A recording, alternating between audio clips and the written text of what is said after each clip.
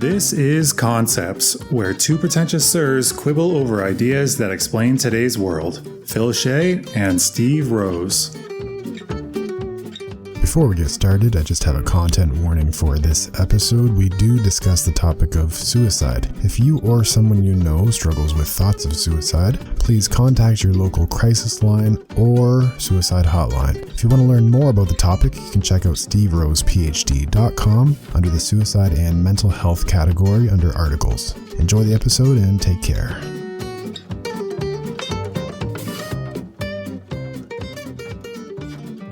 Welcome to the Concepts Podcast. Welcome. Today we will be talking about Memento Mori. Wow, what a strange concept. So strange. I think it's actually probably one of the more mainstream ones that we've talked about, so hopefully it's not treading too well-worn of ground. But I figured we'd have some sort of talk about it because you really wanted to talk about Ikigai, and I don't, so... Well... I at least don't want to explain it. So what is the concept again? I never heard it before.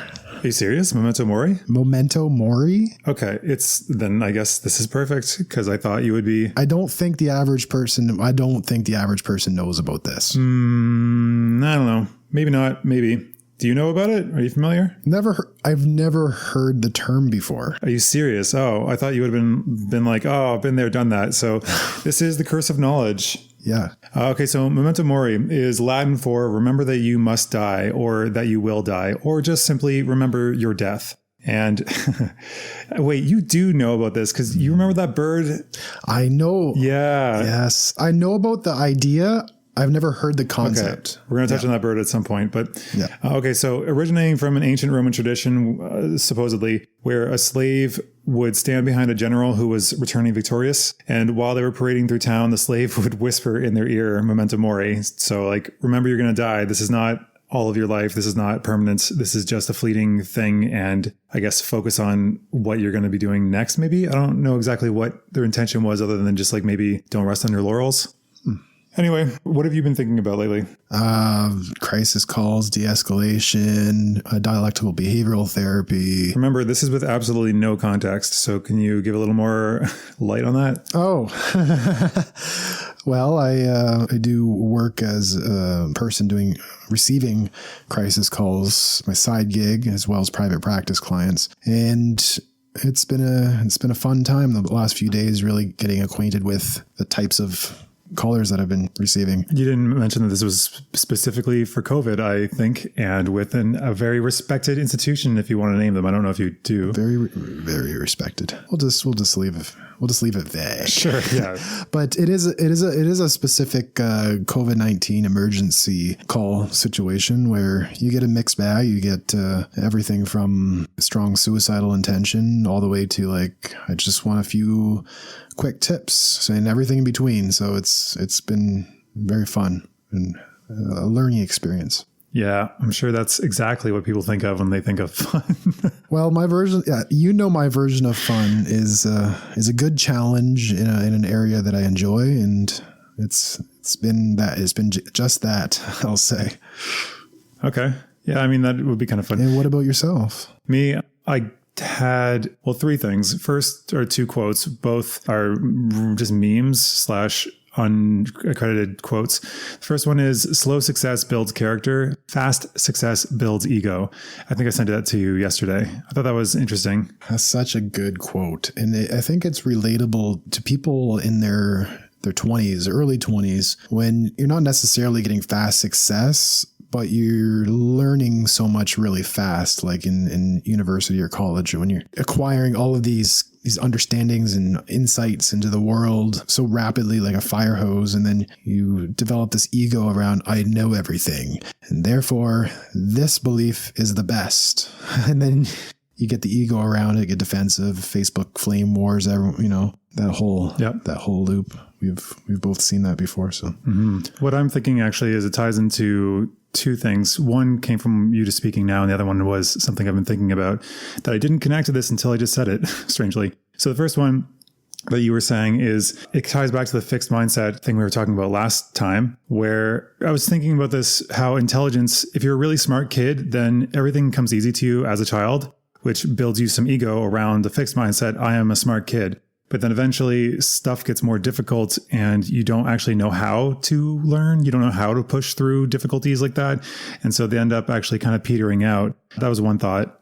The other thought is how I'm kind of noticing this trend of our generations, especially so early 30s, where the people who got what was promised to us. So speaking of this, it's our boomer parents basically continually promised me, at least, I think this is a common refrain, that I had to do a lot of drudgery, a lot of really crappy summer jobs throughout school. And the promise was that this was why I went to school. This is why I had to save up this money to go get an education. Because once I left, then I would no longer have to do that work. Surprise for me that when I graduated, I continued to have to do the exact same work. But I think the people that did get that promise, that they went to school and I guess they picked something that was very narrow and specific that does well in this system, those people tend to also have some sort of ego around it, and they tend to lean more libertarian on average from my experience, because they tend to believe that everything that they got was completely on their own merit and that it was not the system or the situation or chance. It was simply that they were smart enough and clever enough and they picked the right thing that other people could have picked and could have done, but didn't. Right. We chose I guess I chose the social sciences and you chose psychology, and Are they not both social sciences?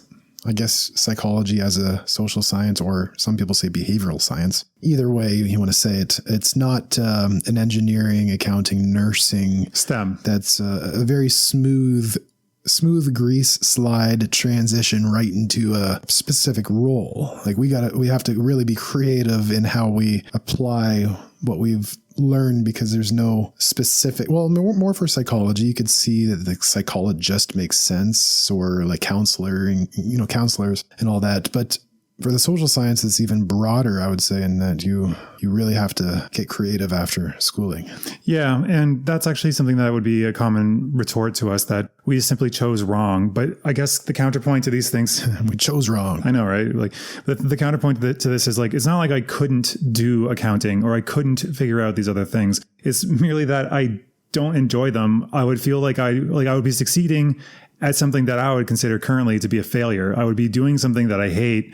And that's actually kind of why we would get to this. Maybe I'm being a little bit nihilistic or fatalistic in that sense. But I mean, I could succeed at a path that somebody else chose, but then by my own definition, that would be failure, because I'm not doing what I want to do. I'm just doing what other people think I should be doing. Right. And I think also that these other areas all have value, maybe more limited than others in terms of application or broader scopes. But I don't think that it's right to just value certain things as well. I mean, this whole promise that I'm talking about, this is all completely off topic, but I think we can tie this in. We probably could. Yeah. This whole promise that was given to us was from people of a generation where if you went to school and got a bachelor's in, like, say, English, something that today is considered, oh, well, you wasted your time. Those people could still go and instantly get like a management job in a corporation. Yeah. The problem being that at that time, because if you had a degree, you not only had a job, you had a good job. Yeah. Everyone in that generation saw this. And so they all insisted, my kid's going to go to school. Thus, in one generation almost, we have a huge, what's called education inflation, which makes every one of these degrees far less valuable. It's like in Germany, apparently, like everybody's a doctor and it doesn't really mean as much because they're all doctors. Right. Education inflation, like that. And I really do want to tie this in to the concept of Memento Mori, or remembering your death, because it really does have a connection for me personally. How so? Well, funny you ask. Oh, yeah. Yes, if you didn't just tee that up. Okay. Tell me. Oh, tell me more about that. Well, since you asked, and as you know, in my history, I wanted to go into policing, and I thought sociology was a good way to spend 4 years in the meantime. So I had a very specific role that it was targeted toward. The degree would have worked for that. In the final year... Sorry, which profession did you say you were going to lead up to? Just making sure. RCMP, particularly, yes. And so I had that very specific promise in the sense that you get this degree, you'll get a good job, and it all made sense. And I very well could have went that route with that degree. But there was something in me that it's like your internal voice saying, well, even if you do have signs of outward success, that you made it, you have a good stable job and a pension and benefits and all that, would you really be fully satisfied yourself? And are you particularly well, ideally suited to that? Or is it like a square peg in a round hole? You know, you just keep pushing it and it's not quite fitting, and then you blame yourself for not being good enough, but really you're just not in the right role. And so I figured that out in the final year, that I really do need to keep going in this sociological path wherever it leads. Just need to take a leap of faith, follow it wherever it leads. And that Remember Your Death really kicked in that full final year of university, that I had that passion for sociology. It was like, I have to make the most of my time. And that's what was really driving a lot of that passion. Yeah.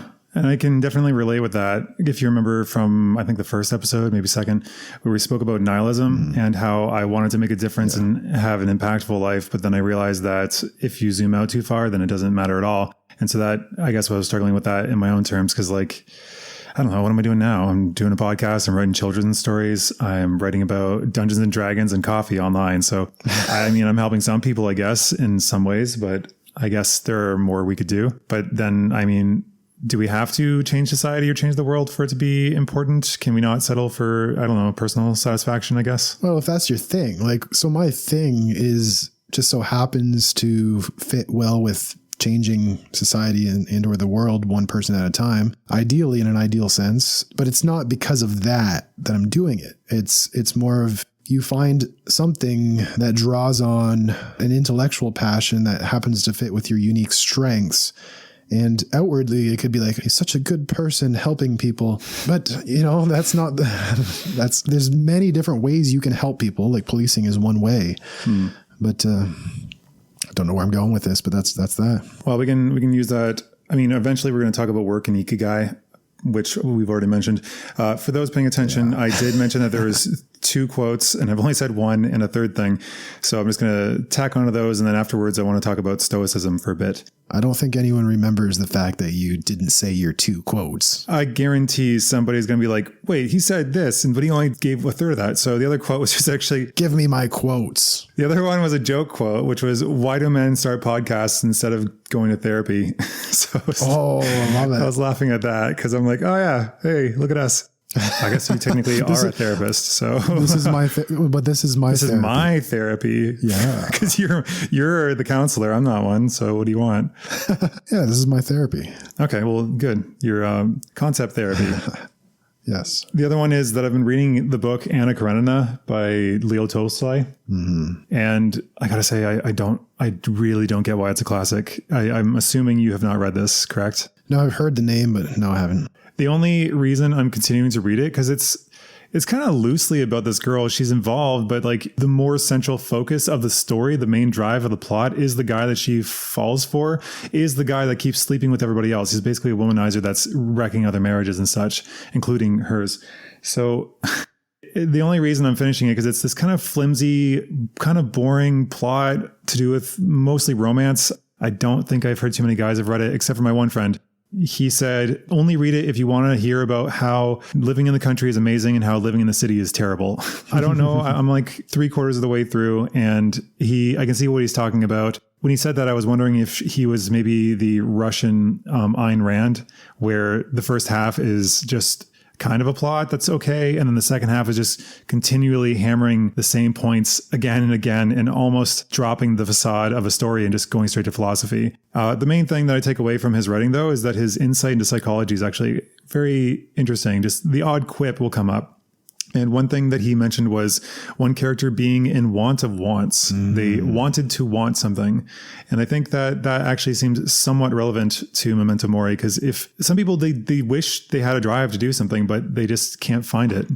That's exactly it. The wanting for a want. I think the simple word for it is purpose, really. No, there's another word that I keep someone to say anomie, but I think it's another kind of obscure philosophy term. Maybe it'll come up in the conversation, but yeah, purpose, I guess. Apathy? No, it's something more obscure than that. Okay, so Stoicism. The why I wanted to talk about Stoicism. So Stoicism on Wikipedia honestly, I don't feel like the definition does very well, and the Wikipedia doesn't really seem to put a fine point on it.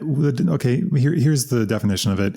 Quote, Stoicism teaches the development of self-control and fortitude as a means of overcoming destructive emotions. The philosophy holds that becoming a clear and unbiased thinker allows one to understand the universal reason, aka the logos, end quote. That's basically the most succinct part of it. And even where it starts talking about tenets, it doesn't really go into it. So I wanted to distinguish that Stoicism is not merely accepting everything without action, having absolutely no attachment to your family or your children, having no loyalty, not caring if people die, being completely indifferent, and being completely emotionless. It is not these things. And those things are neither attainable nor desirable. Mm. And how does this relate to the concept at hand? So for me, my take is that it is to accept what the current situation is and acknowledge that it will all fade and crumble one day outside of our choosing. So just at any point, this can all fall apart. Anything good can go away. Anything bad can also go away, but things are constantly shifting. And that all you can do is to do what you can, the best you can in the moment, following whatever virtues that you think are the most appropriate. That actually is kind of the core tenet of Stoicism, that the main drive of life is to pursue a life of virtue, particularly Stoic virtues. They didn't quite list them, and I kind of ran out of time to find the specific ones, but basically live up to those ideals. In terms of emotion, David Hume, he's not actually a Stoic philosopher, but he was most correct in this. And I know you already know this quote, but quote, reason is and only ought to be the slave of the passions and can never pretend to be any other office than to serve and obey them, end quote. However, I actually contradict that somewhat, a little bit, I guess, because I think to me, at least in the Stoic perspective, it's that we should understand, acknowledge, and take note and take advice from our emotions, but not rule them. Not, I was forced to do this because I had these emotions. They're not our rulers, but they are more, I think, a council of informants that make joint decisions for logic, I guess, a lot of the time.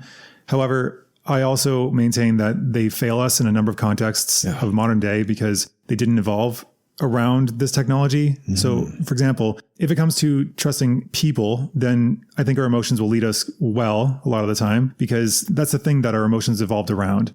They came at times when we were dealing with people and trust and war and all these things. But in modern contexts, say cars standing by the side of the road should be terrifying. It should be as terrifying as boulders just randomly falling off cliffs beside you. But for some reason, we're not scared of it. And I think it's because of that. Like we don't really fathom on an emotional level how much danger we're actually standing in at any given time. Mm-hmm. But the reason I'm bringing up Stoicism is because they spoke the most among philosophy schools. They spoke a lot about death, and particularly in practical, concrete terms. They spoke about keeping it in mind because we need to use the foreknowledge of our death to decide how we should best act with the time we have left, as opposed to just simply floating along. What was it? Walking along in a sleeping daze?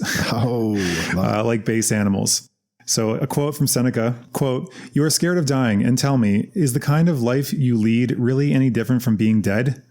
End quote. Mm. So yeah, he was talking about like a living death, aka a meaningless life, putting off what we actually want, not appreciating what currently is, rushing towards the future. As Eckhart Tolle would say, get to the future and not live in the now. And also it seems like this interpretation of Memento Mori is the opposite of what I was earlier kind of stumbling over with the slave mentioning it in the general's ear. It's not to focus and get as much done as possible, but more to decide what is worth doing in the small amount of time that we have left. Right there, that's the key. And that's what I was talking about when I mentioned in my final year of university, of coming to this realization of, oh, wow, I better make the most of the time I have left, because what's the point in going through life in a role or a position that you're not really fully committed to, and you may have outward success at the cost of betraying your internal strengths and values and what you really want to do. So I think that there's that connection you pointed out right there. It's the appreciation for our limited time, which is a form of motivation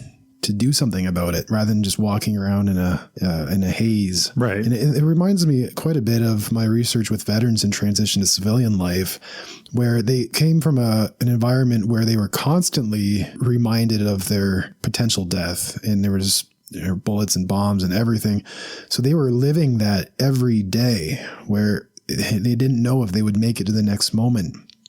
And what that did for them was create such urgency and purpose and connection and focus on the present moment, that when they came out of that into civilian life where everything is easy and lax and loose, I have a quote from someone I don't have in front of me, but they said, it seems like everyone is sleepwalking through life here. Nobody has a purpose. Oh yeah. I feel that at my core a lot of the time. And I guess that's why I think we should probably talk about DBT at some point, the therapy you've been studying, because for a while, you and I both, I think at one point felt kind of anxious about this. I think I was 25 when I had the same kind of realization that you had, where I was like, oh shit, I only have 5 years until I'm 30. I remember my sister actually saying at 25, oh, well, I still got 5 years. I was like, no, don't think that way. Cause I was like, oh shit, like I'm definitely not where I want to be. And now I guess 7-8 years later, I'm starting to get there. I guess I've definitely built a lot of character along the way, but there actually were ancient practices to keep this in mind. And I think the reference to warriors, I guess modern day warriors, does fit, because back in ancient times when this was actually a common thing, death was constant all around you. There actually is a really dark quote in here by Epictetus. When you kiss your child at night, whisper to yourself, he may be dead in the morning, end quote. Oh, but it's so dark. It is super dark, but it's So like, dark. but the point is, don't focus on the fact, this morbid fact that is also a true fact. So but also don't be in complete denial of it. Like live in the moment and appreciate your child. And that even if, okay, well, you can think of death in different ways, right? Like physical death, like their body is decaying and they're no longer alive. But there's also the death when it comes to children of different forms of them. The child form will be dead when they become a teen, and the teen form will be dead when they become an adult. They no longer exist on this plane, right? So in that way, you got to kind of appreciate the different stages and try to pay attention, because like parents always talk about how it goes by so fast, blah, blah, blah. That I can relate to. Yeah. Can you already? Well, because I was going to say in the moment, maybe you can't. And what you're saying, it's the appreciating of what is right now, because it's temporary, and not just like a physical like death, but the death of different stages of life. They will only be an infant for a limited time, and that infant will effectively be gone, and there'll be a toddler, and that toddler will be gone. And so it in the same spirit of appreciating the time we have left on this earth, it really focuses you on appreciating that life stage that they're at that moment. Or life in general, the now. Yeah, and in general, but you can apply it to very specific instances, like child rearing. When things are frustrating, you can say, well, they're only going to be this stage one time, and I might as well appreciate what we have left of it. Right. Perhaps this is a crass comparison, but it makes me think about people like, I don't know, Bill Gates, when they used to be working with their friends in a small project in the garage. And at that time, they weren't rich, they weren't famous. But I wonder if they sometimes reminisce about that and kind of miss the good old days when they were just focusing on the work and not having to deal with all these other headaches that come along with success. The infancy of one's career, I think you can apply it to as well. Yes. Appreciating we should be appreciating the fact that this podcast is new and not be stressed and anxious about how's it going to turn out, are people going to like it, and we can just say, well, there's no pressure. If it goes bad, we don't have thousands of people that are going to message us saying, I didn't like that. Well, maybe in the future, but right now we have that freedom. Yeah. I mean, so far we've had some positive reception, though we're recording this before anything has been released. So it's just our friends listening to it. Yeah, exactly. So we can appreciate this time. Yeah, the ghost town period of it. But the reason I was bringing up death earlier was that, one, infant mortality was super common back then. But also at that time, they actually, despite death being a prevalent thing, even then, for some reason, people actually had practices. So like the ancient Egyptians, apparently during times of festivities, they would bring out a skeleton with people cheering, saying, drink and be merry, for when you're dead, you'll look like this. To remind themselves that like now is the time to enjoy, so don't fade away, I guess. Democritus, the philosopher, trained himself by going into solitude and frequenting tombs. Plato, in his book Phaedo, where he writes of Socrates' death, he introduced the idea that the proper practice of philosophy is about nothing else but dying and being dead. And is this why the philosophers put the skull on their desk? Yes. Yeah. And why Shakespeare had that, I guess, in the whole Hamlet thing, people may forget, but he's contemplating death and suicide when he's holding that skull, I believe. Right. And that makes, that puts it into some context here, because everyone is familiar with that image of the skull and holding the skull in the palm or having it on the desk as a decor. But we don't really question what that's about. Right. It just looks like a dark piece of furnishing, but there's some meaning behind that. Yes, it is a reminder of this very intention that we will die. That will be us one day. And that's actually why, and this is how I remembered that you do know this concept, is that ladies and gentlemen, I decided it was a good idea to buy him a articulated bat skeleton, I think it was, that he could hang on the wall. Frankly, I think it would probably go well in this apartment, but he didn't like it and didn't think the idea was a very good one. No. I still maintain it's not a bad thing to have, but apparently shipping from the States to Canada with animal bones, it's a little bit tricky. So that was a no-go. Good thing it's tricky, because I would have ended up with a bat skeleton. Yeah, you would have been, that would be great. It was a small one too, only like, I don't know, 4 inches by 4 inches or something. Yeah, I could do without a bat skeleton in my wall. Yes. Well, good thing it didn't work out. All right. So what is DBT? I want to say it's dialectical behavioral therapy. Whoa, big question. and yeah, so I'm not a specialist in this area of therapy. It's only something that I started learning more about as of yesterday, because it's part of one of the work module and trainings. Okay. So if you don't want to try that and tarnish your reputation, I can give my complete layperson's understanding of it. My question is, what is your purpose of bringing it up? And maybe I can speak to what I know about it in a more specific way. Because I feel like DBT is relevant in the context of considering one's death and not being overwhelmed by the terror, the existential dread of ceasing to exist. And how so? Well, DBT, from my understanding of it, is accepting what is and also working towards the future. And I think accepting the fact that you're going to die, but still using that fact to drive your motivations and frame your life, it would be an important tool. Okay. And that's exactly it. So I didn't even have to say it. But I asked because I didn't know exactly why you were bringing that up, but that makes perfect sense now. So I can maybe speak to that.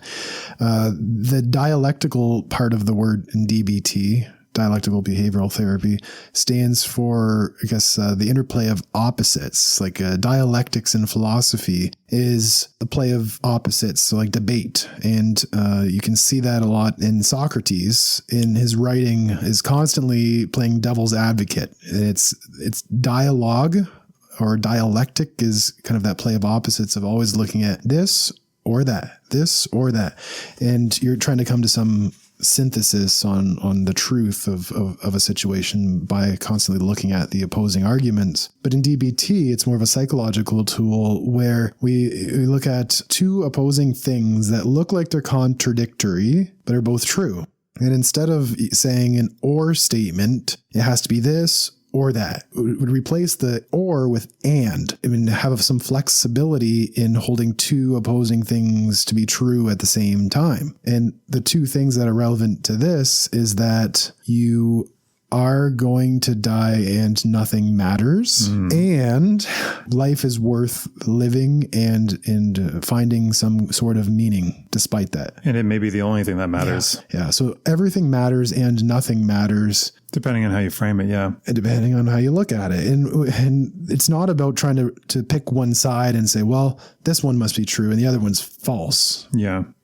It's being more flexible in your understanding of the world and holding these two things to be true at the same time and moving forward despite the contradiction. It appears contradictory. Right. Like a fuel that keeps you going and not just cripples you at its realization. Mm-hmm. I actually wanted to use that. I think it's a quote from somewhere else, but it's a book by Ryan Holiday called The Obstacle is the Way. And he basically talks about how having an obstacle, right. Often people think it's like they complain about it and they think it's not a good thing to have. But he argues that the obstacles that come up are actually guiding posts for where we should be going most. Mm-hmm. Kind of like Stephen Pressfield's proposal of the emotion of resistance, where whatever it is that's giving you the most headaches and resistance is probably the thing you should be addressing most. And so in this way, I think that death itself, I mean, it's the ultimate obstacle. We cannot overcome it yet, at least. Mm-hmm. The fact that death is there is actually kind of a framing device. I was thinking about it in terms of, say, creativity. Okay. Yeah. If I say, make me a painting, I give you no stipulations. You can do whatever you want. Any medium, it can be multimedium. It could be a single media.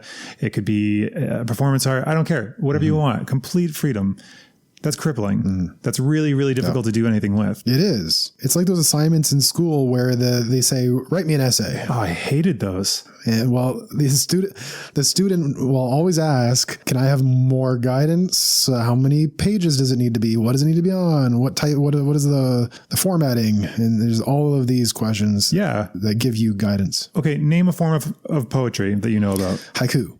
Exactly. First thing that comes to mind. It's exactly what I was hoping you would say. Because it's one that is very stringent on structure, but you can do anything you want within that structure, which actually allows you to have something to push up against. And likewise, death is always there looming before us. We know we have only so many years. Maybe we could die now, but we haven't yet. And so we need to figure out what the hell we want to do in the meantime and use that as like our framing device. Right. How we should view life through this. And I also feel like, well, I was talking about decision fatigue. I was thinking about that with having unlimited options. But also I think another important thing about death is that our death doesn't stop the world. The world continues on. We just cease to exist. And I think there's a quote from Watchmen, which it's very, very slight, but I keep coming back to it for some reason. It's just Dr. Manhattan, the giant blue guy who's basically a demigod, says nothing ever ends. Because at the end of the book, I think they're like, it's over. And his response is just nothing ever ends. Everything continues forever, indefinitely, even after the heat death of the universe, potentially. And that I found, I don't know, interesting for some reason. I had an idea about secular reincarnation I wrote about once. Wow. That's big. That's a big topic. Well, I'm thinking about that because like death is the end, I guess. But my take was, and I know, okay, I'm not a philosopher of the infinite. It's a real thing. But what I was thinking about was if time, space, or dimensions are infinite, then every possible thing, every possible orientation that can occur will occur. And if it continues on indefinitely, then there's a good chance, or at least a chance, that it will occur more than once. And so the reason I'm following that is, well, the fact is we live and we currently are experiencing life. So that has already occurred once, which means it's possible. Then potentially, given an infinite amount of time, space, dimensions, whatever, it's possible that we, as we know ourselves, could come back. Wow. And this is absent of a God. That actually made sense. Good. But I know people have pushed back on me saying that that's not how infinite works, or infinity or probability. I'm not a statistician, but it makes some sense to me still. And you said the death is a framing device, almost like strict instructions on the type of essay that you should write as a student. It gives you some kind of direction and purpose and urgency, rather than just saying, write me an essay, no deadlines, no structure, nothing. So there's the interplay between the infinite that you're talking about versus the finite, which is our time here, and that finitude as a containing device or structuring that gives us purpose. What are your thoughts on this? I mean, I think I've already basically said everything I had to think about that. I think that for me, I guess one of the things I wanted to talk about was living for others or by others' expectations or standards. I think that that's a mistake and that we need to evaluate whether we want to or not. I came to this kind of existential crisis in first year university because I realized that the plot that I assumed, the assumed life plan, as I think I started calling it, which is go to school, get a job, get married, have a kid, work until you're, I don't know, 50, 60, then retire, and then wait for death, which that all sounded, so terrible that I decided that was not what I wanted to do. Luckily, life had other plans anyway, so I couldn't have done that either way. But I at least decided before that was the case that I didn't actually want it. So I think in regards to that, there's another quote I had by Marcus Aurelius, famous Stoic philosopher. He says, quote, "Stop whatever you're doing for a moment and ask yourself, am I afraid of death because I won't be able to do this anymore?" End quote. This being the very thing that you are doing. If you're looking at porn, you're talking to your wife, you're bicycling, is this the thing that you're afraid of not being able to do anymore if you were to die? This one thing? And oftentimes I'm sure it'll be no. That makes sense. If somebody really hates their job, I guess it would be more of a relief. But then now we're getting into the realm of suicide. And that's another thing that Are we? talk to people about often because, well, are we? Do you see the connection here? I was actually going to talk about work next because I thought that was more relevant. Well, it's more relevant, but it just kind of, I don't know where my mind went, but it's almost like, is this the thing that I'll miss so much? And then I thought, well, if you hate your job, then actually you'll be happy that you you're not living anymore. And I'm like, oh, wait a minute. Being happy you're not living anymore. That's like suicide. That's where you're going with that. I think that's actually why I wanted to talk about work next. Okay. Yeah. So let's go the opposite route. Yeah. I wanted to focus on, I wanted to start talking about anti-work, the subreddit /r/anti-work. They seem to think that nobody should have to work ever, and that work is a drudgery. They think that the idea of a dream job is brainwashing because nobody should actually want to work. And some people even say stuff like, why should I work? I would rather just stay at home and make art all day. And I think there's a very rampant confusion there as to what work is, what work could be defined as. Yeah. Because like, what does work mean to you? Well, there's a lot of play involved. I can give you my dad's definition, just if you want a second to think. Well, my dad's definition was work isn't fun. If it was fun, they would call it that, which I always now think is just a fundamental misunderstanding of how language works. But you said there was an element of play. Okay, continue on that. And you play in games, and games are structures where you try to strategize to do better. To reach a goal. And I think that's what I reach a goal to do something effectively, and you can do it again and again. Over time, you improve. And I think that's the way I approach my conversations with clients and calls that I'm receiving is you're thrown a very challenging situation, and it's like, okay, game is set. What are you going to do with it? And there's an element of play in that. You're not playfully having a conversation about suicide. But a play of getting from point A to point B kind of thing? Yeah. It's not like a fun, like, I'm on a swing. But it's the agility and the present moment focus and the flow state that you get in. There's an element of purpose that feels somewhat fun. Yeah. You feel like you're doing something purposeful. Yeah. Impactful. Yeah. Another Marcus Aurelius quote I had inserted here was, you could leave life right now. Let that determine what you do, say, and think. There's a lot of repetition of that. Basically, I think the reason why I think they may have, the Stoics that is, had focused so much on virtue is that if you're going to die at any moment, you might as well hope that you've lived up to the virtues that you aspire to. Because if you haven't been and you just die after doing a virtueless act or by defying your own virtues, I mean, supposing there is an afterlife, that'll be one thing you'll certainly regret. But I mean, most of the time it won't. It will just be your legacy, I guess, as being somebody who didn't live up to their virtues, or at least didn't even have them, perhaps. Right. Yeah. So I really like that as one of the key takeaways is, are you living by your values? You can say the word virtues as well, whatever word you want for it. Are you living in a way that you're proud of right now? Let's say if you were to pass away tonight, tomorrow, next moment, have you lived with integrity or all you can? And there's that urgency, again, as you said before, the framing device or the container. Right. Yeah. Where I wanted to go with that too is, why do we work and why do we even want money? And I don't know about you. I know you wanted to outsource. We've talked to that a little bit, but personally, I just aspire to get money because I want to be able to build systems and companies and stuff that I can use that money to make things that I think the world should have, or that I think the world needs more of.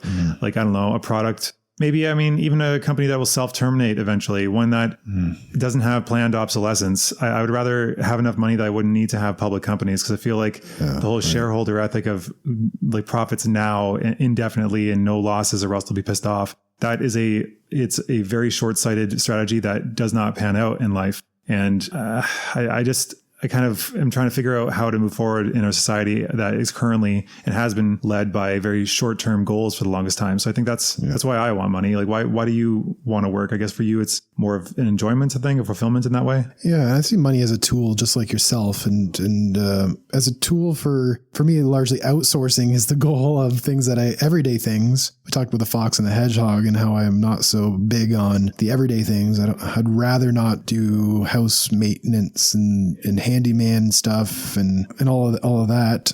So money buys me freedom to focus on the things that I'm best fitted and best suited for, and not just in terms of the vocational stuff, but spending time with family, for example. So money buys freedom to focus on more important Money buys time. and time and freedom to focus on more important things. To me, I see money as a shorthand for time. If you have a lot of money, you can a lot of time, you can speed something up by throwing money at it, or you can get something to go away by throwing money at it. So rather than spending all day like fixing the faucet or like plugging up the drain or doing some kind of like handyman work. But that depends though. Like for me, I would do it out of curiosity and to understand how these systems work. For you, you would see it as drudgery. So it's not universal in any of these cases. I think I also... No. None of this is universal. This is like very specific to you. Yes. What tool? Money's a tool for your individual desires. This dovetails nicely. I feel a little bit rushed with this new 45-minute structure.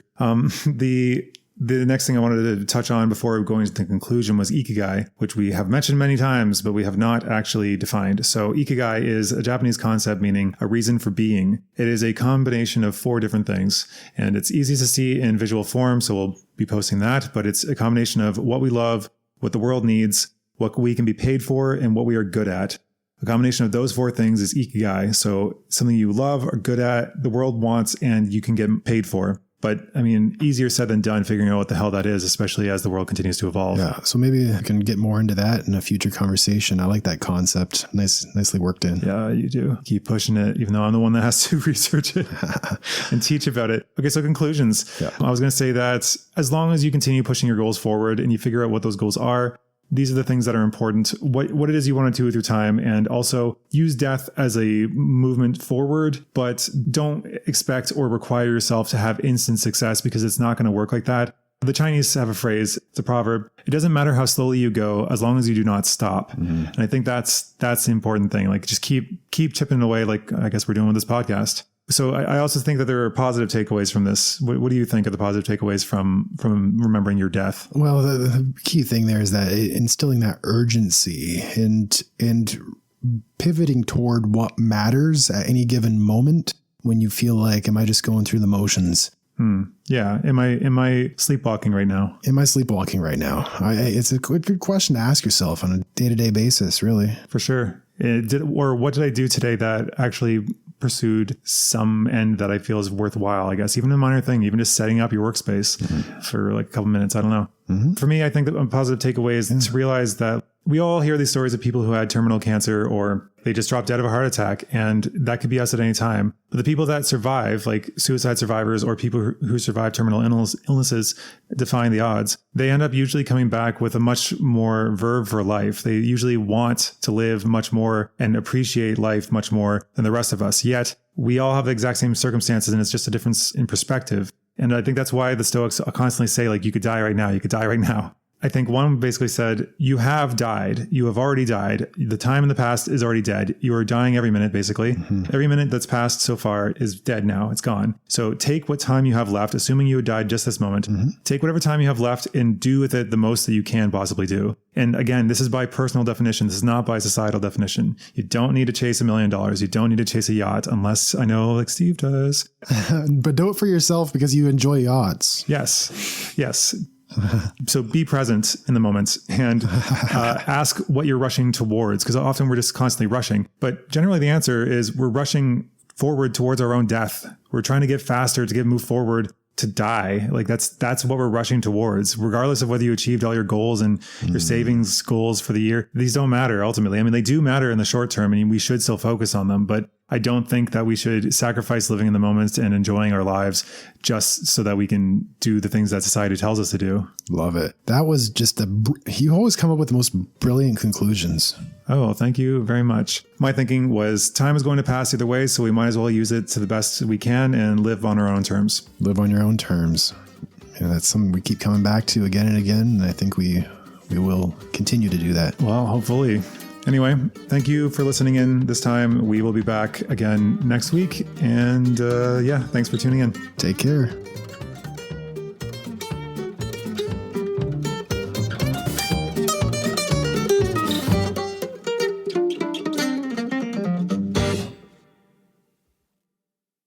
All right, recording. You are going to die and nothing matters. Welcome to the Concepts Podcast. Welcome. Probably won't use that take.